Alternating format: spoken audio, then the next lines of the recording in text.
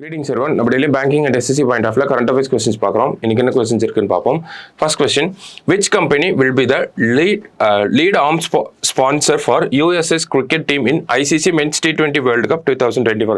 So USA team sponsor என்ன அப்படிங்கறத கேட்டிருக்காங்க. ஸோ யாருன்னா அமுல் தான் ஸ்பான்சர் பண்ண போறாங்க, சரிங்களா? ஸோ இந்த வருஷம் வேர்ல்ட் கப்பும் அங்கே தான் நடக்க போகுது. USA பிளஸ் வெஸ்ட் இண்டீஸ்ல தான் நடக்க போகுது 2020 world cup. American team sponsor யாருன்னா அமுல் தான், சரிங்களா? சமீபத்தில் அமுல் கூட அமெரிக்காவில் அவங்களோட பிளான்ட்டை கூட ஆரம்பிச்சிருந்தாங்க, ஓகேவா?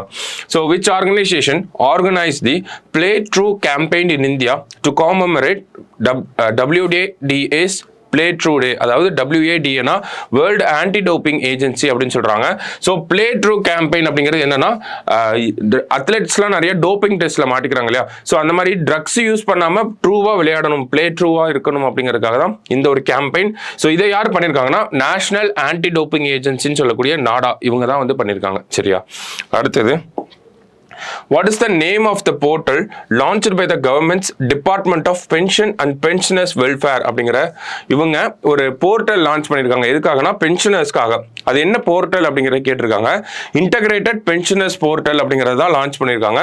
ஸோ இவங்க யாரோட சேர்ந்து பண்ணியிருக்காங்கன்னா, கொலாபரேஷன் பண்ணி தான் பண்ணியிருக்காங்க. ஸோ பேங்க் ஆஃப் இந்தியா அப்படிங்கிற இந்த பேங்கோட சேர்ந்து தான் இந்த இன்டகிரேட்டட் பென்ஷனர்ஸ் போர்ட்டல் அப்படிங்கிறத லான்ச் பண்ணியிருக்காங்க, சரியா?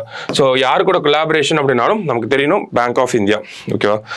அடுத்தது, which Indian controlled territories are included in new 100 rupee currency note of Nepal அப்படின்னு கேட்டிருக்காங்க. ஸோ இது என்ன ஒரு கான்ட்ரவர்சி அப்படின்னு பார்த்தோம்னா, நம்மளோட இந்தியாவோட கண்ட்ரோல் இருக்கக்கூடிய பிளேசஸை நேபாள் ஒரு 2 இயர்ஸ் முன்னாடி அவங்களோட மேப்ல இன்க்ளூட் பண்ணியிருந்தாங்க. ஸோ அந்த ஒரு மேப்பை பேஸ் பண்ணி அவங்க 100 ரூபி கரன்சி நோட்டை வந்து ரிலீஸ் பண்ணியிருக்காங்க, ஓகேவா? அப்போ இந்தியன் கண்ட்ரோல்டு டெரிட்டரிஸ் வந்து அவங்களோட மேப்ல இருக்கு, அந்த மேப்பை அவங்க 100 ரூபி நோட்ல வச்சிருக்காங்க. ஸோ ரீசன்ட் கான்ட்ரவர்சியா போயிட்டு இருக்கு.